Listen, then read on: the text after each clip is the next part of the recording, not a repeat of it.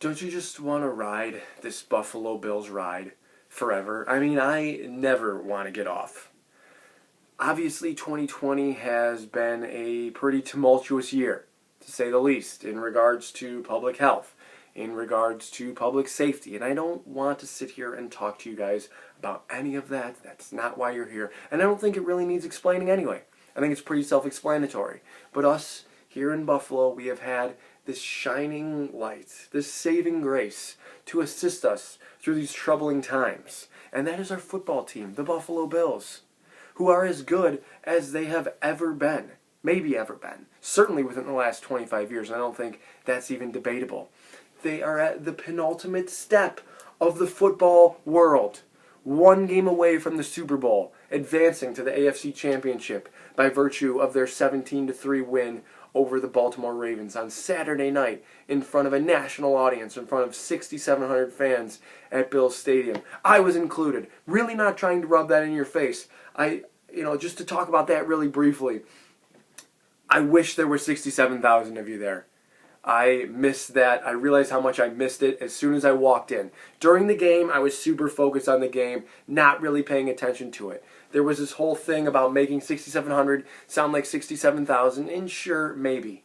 Okay, I would describe it more like this. It sounded like 67,000 in Week 13 when the Bills are 6-6, and we're in the middle of the drought, and we're just trying to scratch and claw our way into the wild card round to back our way into that.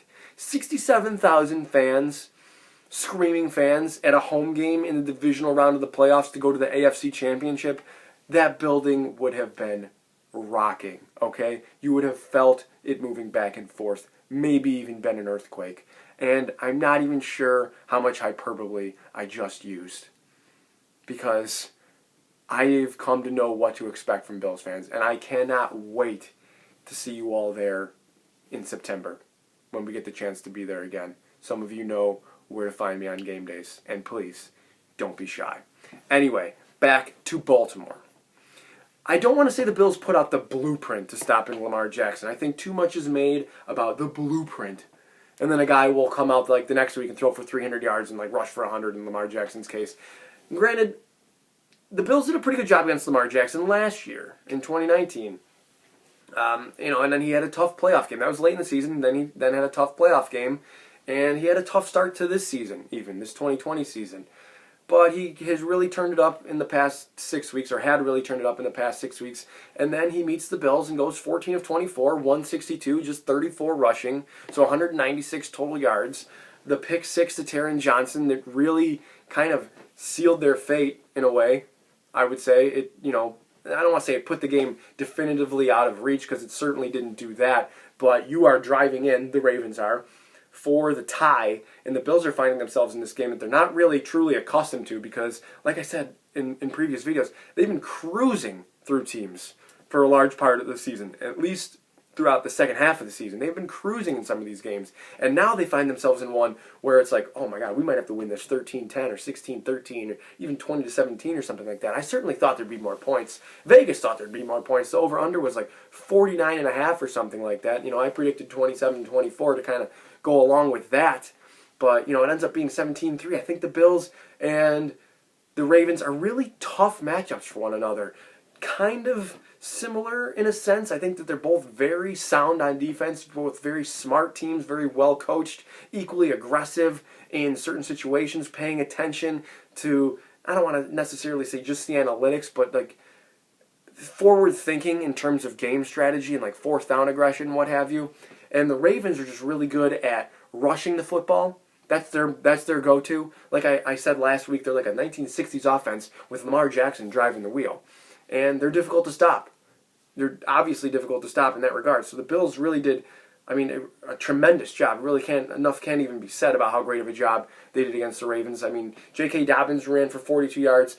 Gus Edwards goes for 42 yards. He had 22 yards on the first two plays, if you remember. 1 minute into the game, Edwards has 22 rushing yards, and he finishes with 42, and they only end up scoring 3 points. Great job all around by the Bills defense. Love to see them at full strength. It's going to obviously make a difference this week against the Chiefs, which we'll certainly talk about very shortly here. With Milano being back and he wasn't there in the first game, and Levi being back, and Edmonds being healthy now because he was a little bit hampered by that shoulder injury earlier in the year, you can just see the strength that the Bills have sort of gained as the season went on especially on defense. I learned this week that the Bills are actually undefeated when Matt Milano plays. So there's that. And he's going to play on Sunday. Much reason to be excited. Anyway, to kind of cap off the Ravens thing here, the wind played much bigger of a factor than I had anticipated. You read the weather forecast going in, and I hate making too much about the weather because football is football to me, and I know that it will impact games at certain points, but I find it to be largely exaggerated by coaches, players, media, everyone pretty much. Just largely exaggerated. You see that even regularly with the Bills, you gotta be able to play in those windy, snowy conditions, as if Buffalo is the only football city that it has ever snowed in. There's my point. I think I'm making that pretty clear. But the wind definitely played a factor. I mean, Justin Tucker, I talked him up this past week as one of the best kickers of all time. He really is. He's been the best kicker in the league for years now. His reactions are just priceless. When he hit both uprights, and he's just like, "Are you serious? How did that happen?" Obviously he doesn't have a lot of familiarity kicking in Buffalo.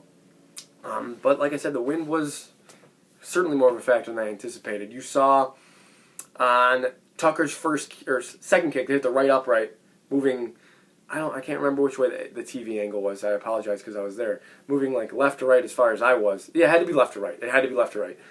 Tucker just kind of kicked it up, and it just took off on him to the right and hit the upright and came down. Same thing happened on a Josh Allen deep throw to Diggs in the first half, I believe it was. He overshot him on the right side, and he had him. Same thing happened to Tyler Huntley after the Bills knocked Lamar Jackson out of the game. Tyler Huntley had a touchdown to Marquise Brown. Trey White bit huge on the out route at the sticks, and he had a touchdown to Hollywood Brown that would have brought them within 7 points, and certainly they would have had enough time to get the ball back because the Bills hadn't really been moving the ball all that well throughout much of the game. They really only had, I believe, one drive that went over 40 yards, and that was their touchdown drive to open the second half. So they could have got the ball back. They could have, potentially tied that game with Tyler Huntley at quarterback. Fortunately, our old friend, the wind. There you go. They're circling back to the wind. Ball sails over his head. Just kind of carries out. That's just how the wind was that night. And like I said, I don't think people anticipated it being a pretty big factor, but it played a role. It played a role. The Bills obviously weren't perfect on offense throughout the entire game. Allen, 23 of 37 pass attempts for 206 yards. They threw the ball, or attempted to throw the ball at least, on their first 20 plays, and I'm going to talk about that in just another minute here as we transition over to the Chiefs. Diggs, uncoverable, 8 for 106 and a touchdown. John Brown, 8 for 62. Beasley, not on the injury report this week. Gotta wonder if he's being bothered by something in his leg. I still tend to think that he is. Just two targets, no catches. Gabe Davis turned his ankle a little bit. He was clearly hobbled. 4 targets, no catches. But the Bills still win 17-3. Shout out to the defense. Big time salute. Those guys showed up and showed out. They're going to have to do it again. They're going to have to do it again this week against the Chiefs. The Chiefs obviously were in a little bit tougher than they probably expected against the Cleveland Browns. They only win by 5 points. Granted, Patrick Mahomes did leave that game. And let's just get this out of the way. Okay, Patrick Mahomes is playing on Sunday. There's no doubt in my mind. I would bet this entire dwelling, fancy word for house, I would bet my entire house that Patrick Mahomes plays on Sunday.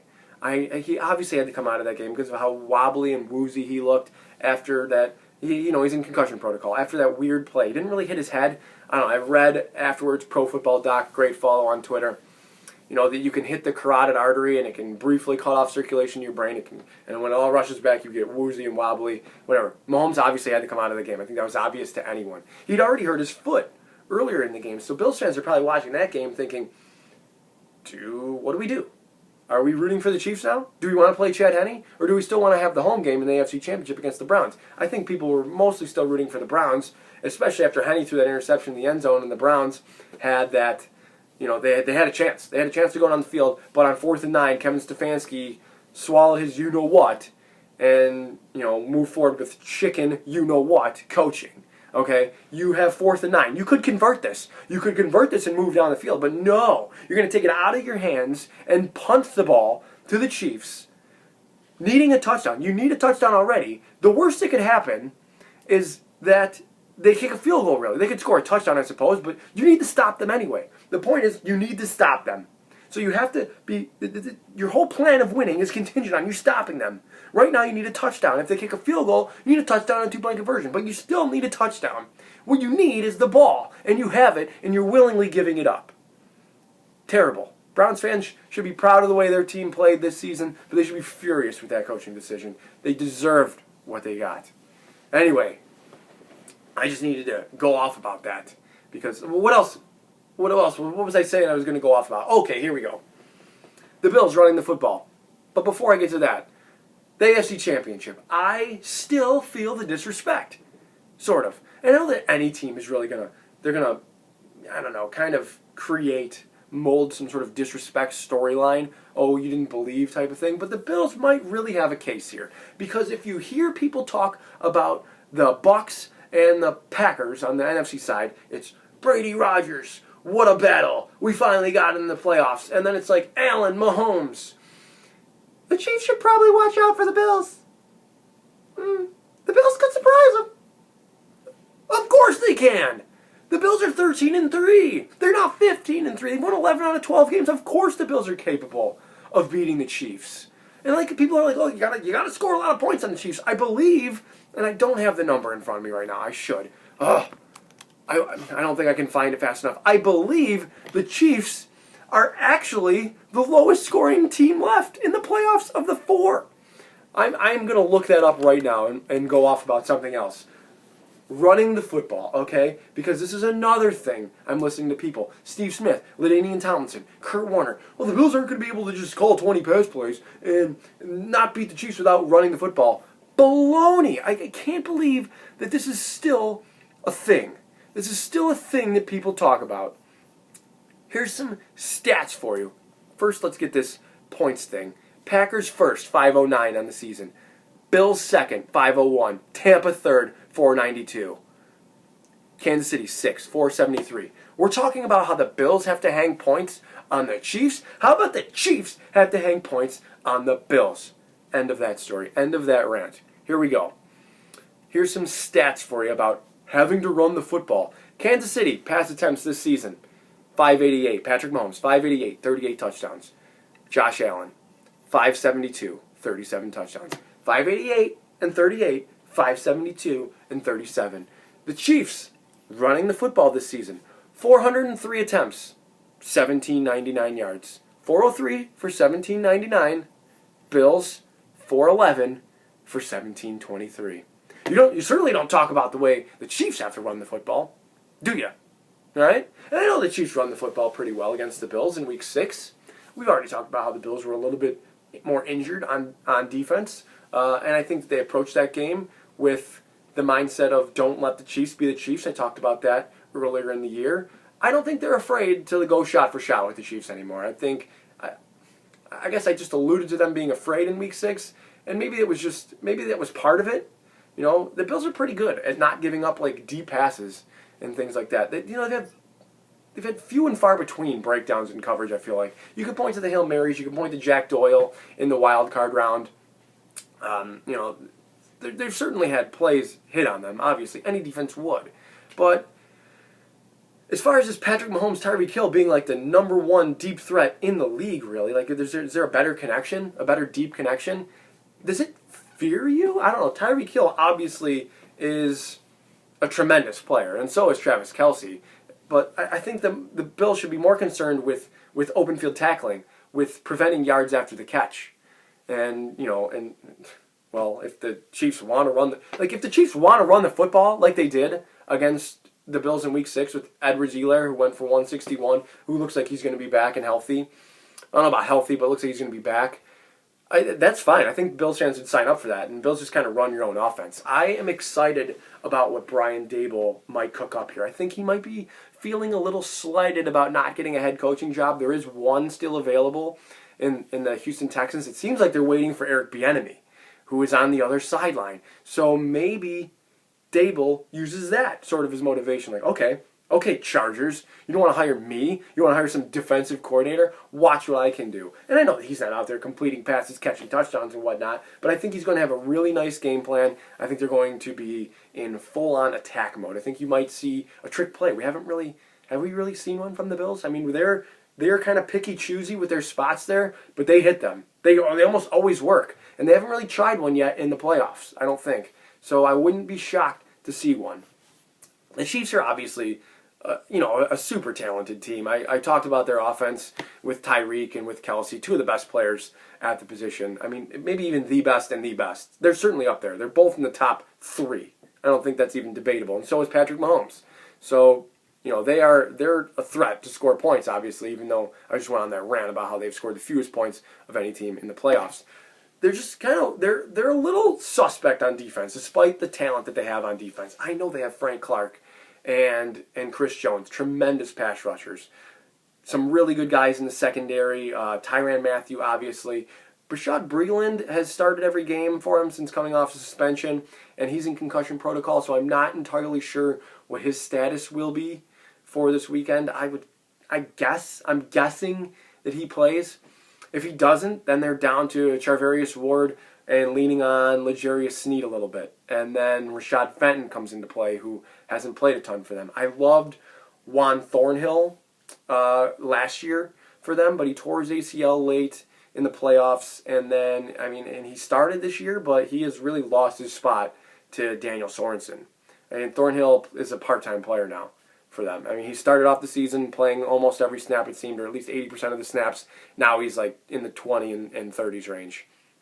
He's just not really a huge factor for them, but he does have this kind of nose for the football, so if he is in the game, I think you do need to be mindful, but maybe he's kind of just not all there yet, kind of lost his explosion a little bit. The guy I would be worried about there in the secondary is obviously Tyrann Mathieu, who's been, it's kind of surprising me how he's bounced around in the league. Maybe he's just kind of tough to coach or something, because the guy is just tremendously talented. But I'm not, all in all, I'm not super concerned about the Bills being able to score points. I'm really not. Weather might play a factor again. It looks like it's going to be 45, maybe wet and rainy. I don't care.